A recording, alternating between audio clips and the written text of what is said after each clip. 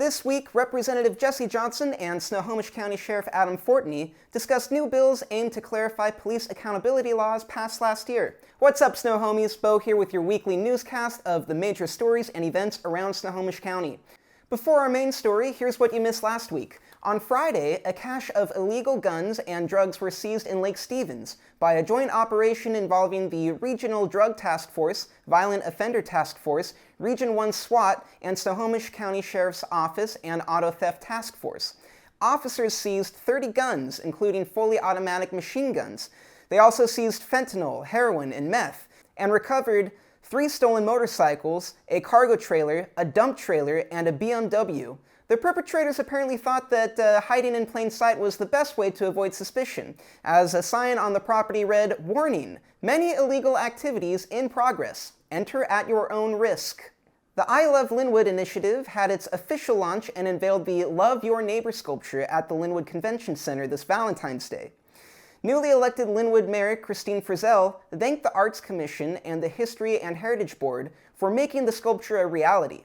The Love Your Neighbor sculpture by artist B.K. Choi now sits at the entrance to the city of Lynnwood. On Monday, Congressman Rick Larson met with Executive Director Judy Toohey and Onyx President Ernest Thomas at the Shack Art Center in Everett to view the Renaissance Unmasked, the Rebirth of Black Brilliance exhibit presented by the Onyx Fine Arts Collective. The exhibit showcased works from artists of African descent from Pacific Northwest communities. During the visit, Larson shared with the Lynnwood Times the importance of federal support for Northwest Washington arts and culture. Congressman Larson then visited Murray's Place for the Arts in Everett to learn more about the program's creative space for children and teens. The National Endowment for the Arts recently awarded Murray's Place a $10,000 grant to support its Arts Summer Performance project to help youth learn and prepare theatrical, dance, and artistic works for Everett's July 4th festival. Governor Jay Inslee announced Thursday the lifting of mask mandates statewide in both schools and indoor spaces starting March 21st. However, the lifting of statewide measures does not prohibit local governments and health officials from the ability to enact measures in their communities. Masks will still be required in healthcare settings, outpatient, dental, long-term care, and correctional facilities. And federal mask requirements will still be in place. Also, on March 1st, vaccine verification will no longer be required for large events. And finally, former Lynnwood High School graduate and Lynnwood-based actor John Megison lands his first lead role in the upcoming feature film, A Haunting in Ravenwood, which will be released on DVD and streaming platforms such as Amazon Prime next month. John Megison will be appearing alongside Aline Dietz from Halloween 2, Exorcism, and Constantine, and China Ray Shirts. The story follows a newlywed couple staying in the house of the husband's deceased wife. Soon, paranormal events lead his new bride to believe she may be losing her mind. The film was produced by 7th Street Productions and distributed by Breaking Glass Pictures. Megison told the Lynnwood Times he hopes being able to do this will shine some light on Lynnwood, the great city we live in, and bring more opportunities for others that are chasing their dream. For in-depth coverage of these stories and other news stories, visit lynnwoodtimes.com. So right now, we're in the midst of the 2022 Washington State legislative session. But some of the new bills this year are designed to improve upon police accountability bills from last year. In 2021, House Bills 1310 and 1054, which were part of a historic police accountability package, became law in Washington State. 1310 established a use of force standard for law enforcement officers in the state, and 1054 established requirements for tactics and equipment used by officers. Both bills were sponsored by Representative Jesse Johnson of Federal Way. In a Zoom meeting this week, I asked Representative Johnson to share a brief recap behind the rationale and necessity of these police accountability bills from last year.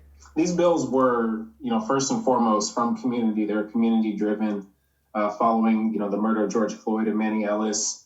What we were trying to do was to, for the first time in our state's history, have an established standard around use of force, because every department before 2021 session had their own standard around use of force. So it was different. You could be treated differently depending on what jurisdiction you were in. So we wanted a uniform statewide standard that prioritized de-escalation, prioritized less lethal enforcement of the law. But as you may be aware by now, last year's police accountability package had a complicated reception among law enforcement officers. Just listen to Snohomish County Sheriff Adam Fortney briefly explain his experience on how last year's bills affected law enforcement and public safety. It's been difficult because there's been some ambiguity in the laws. I think everybody's agreed on that by now.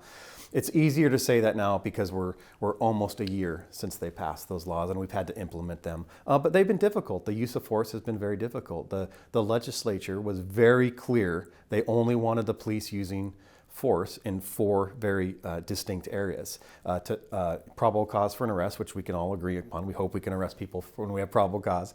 To effect an arrest if you're in imminent threat of bodily injury. So basically the law enforcement can still defend themselves and we can defend other people. Always been able to do that.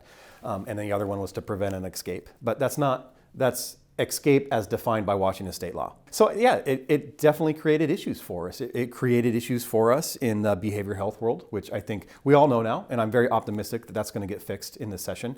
And it just kind of hindered our ability to do our jobs. As Sheriff Fortney briefly mentioned, the way House Bill 1310 was written muddied the water regarding the use of force in situations involving a mental health crisis. Another point of confusion came from House Bill 1054, which inadvertently banned the use of less lethal munitions. This is because the bill specifically prohibited the use of firearms of .50 caliber or greater, but .50 caliber shotguns are often used to launch beanbags and other less lethal munitions. To clear up this ambiguity, Representative Johnson co-sponsored 2 new bills this year, House Bill 1735 and 1719. House Bill 1735 will clear up confusion surrounding the use of force in situations involving a mental health crisis. As Representative Johnson explains, 1735 was around mental health, because obviously when police are interacting with mental health, it's different than the criminal side, because obviously that person's going through, something entirely different. So it's referring to current statutes like the Involuntary Treatment Act,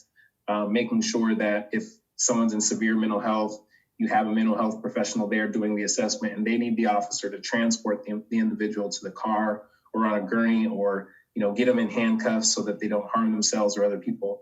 Officers took that, we can't use force because of 1310 last year. We can't use certain force, so we're going to just not put ourselves in that situation. But of course, we still need them to be able to do that job. So that clarified that they could interact and use reasonable force to help someone in mental health. Additionally, House Bill 1719 will implement more precise parameters when it comes to .50 caliber rifles and less lethal munitions. One of the pieces of 1054 was we banned military-style weapons, and specifically we didn't want assault rifles in the hands of police if they didn't need to be, unless they were on SWAT teams or something like that. But for the everyday officer, we wanted to limit these types of weapons that were used because they've been disproportionately used, obviously, against people of color in SWAT in no-knock warrant situations. So 1719 is addressing that, saying that if the shotgun is going to be used to deploy less lethal ammunition, you can still use the shotgun. So we're not removing that from their ability. Regarding these new bills, Sheriff Fortney says he's optimistic. As it stands right now, I am very optimistic that this legislative session is going to, whatever the word you want to choose, fix these new laws, improve the new laws, add clarity to the new laws. I think that will happen. I don't know if it's going to happen in every area that I think it should, but that's okay. That's what they get elected to do. They are our elected representatives. They have the right to do this, and I appreciate that. But yeah, I think it is going to be good for law enforcement.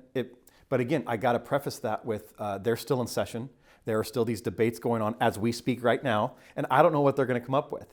As the laws stand right now, they would have my full support, and I have no problem saying that. My full support. I think it's a step in the right direction. And Sheriff Fortney isn't the only one optimistic about 1735 and 1719. During a Senate Law and Justice Committee public hearing on February 8th, multiple police chiefs and policy directors from the Washington Association of Police Chiefs and Sheriffs all testified in support of these new bills.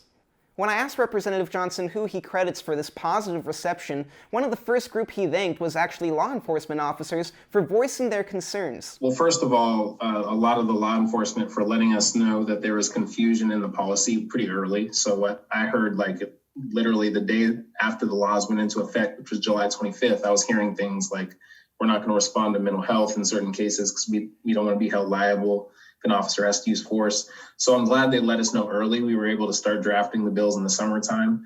And then I think in our process, we brought law enforcement and community side together with mental health, with EMTs, firefighters, all the folks that they work with on the ground.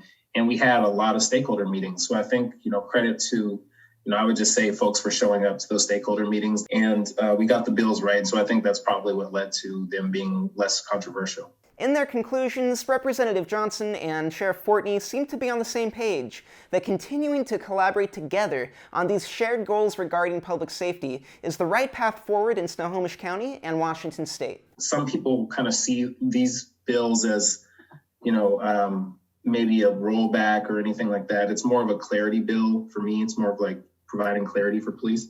But I think we're still going in the same direction, which is limiting unnecessary police violence, accountability and de-escalation. And I think that's still happening with this year's slate of bills. And we're still kind of going in the same direction. We just have to make sure that police have the clarity to do their job. So that's all I would say. I think we're obviously going to disagree on certain components of what police do in terms of community or legislators, but I think, we all want the same thing, which is effective public safety for everyone. I've been pretty vocal, and I think that's a good thing. I think when you get elected into office, people want to hear your views on things, especially when public safety is probably the number one topic of the last 2 years. Okay, so I've been vocal. I've been against these new laws. That's clear. But I also took the time to meet with nearly every legislature in Snohomish County. I think I missed 3, and it was just scheduling. It wasn't a lack of wanting to. Those conversations went great. And most of these legislators voted for these bills, right? But I have learned, and I think society can learn from this, we just need to get in a room, sit down, and talk. And we have way more in common than we don't. And I don't care what letter is by someone's name. It does not matter to me. I think when you just are able to get in a room and talk, it's just we have so much more in common than we don't. And if we leave that room disagreeing on a couple points, okay.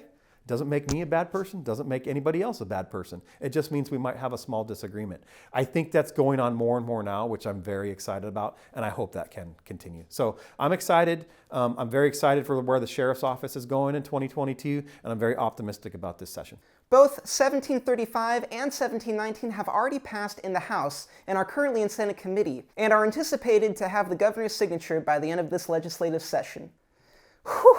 And here's what to look for this upcoming week. Mukilteo Mayor Joe Marine will deliver his 2022 State of the City Address on Thursday, February 24th at 11:30 a.m. in the Rose Hill Community Center. Hosted by the Mukilteo Chamber of Commerce, residents can attend this event by registering at mukilteochamber.org, as this event will not be live streamed.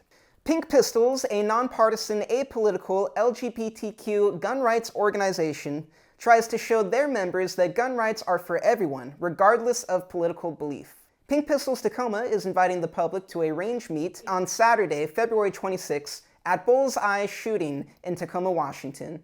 Join the Lake Stevens Police Department for its first annual Lake Stevens Police Department Polar Plunge at 9 a.m. on Sunday, February 27th at North Cove Park. Jump into the lake to raise money for Special Olympics Washington. There will be indoor use of the mill, a hot cocoa bar, and coffee for you to warm up after the event. Calling all women, grab your girlfriends and head to the Marysville Opera House for Treat Yourself Women's Expo. A variety of local vendors will pamper and indulge you. The event is free to attend. No registration is required, and they will be giving out door prizes at 11:30 a.m., 12:30, 1:30, and 2:30 p.m. The event is brought to you by Coastal Community Bank. The Marysville Opera House is located on 1225 3rd Street in Marysville. Remember to comment, like, and share this video to support independent local journalism. And all right, that's it for the news. We'll see you next Sunday.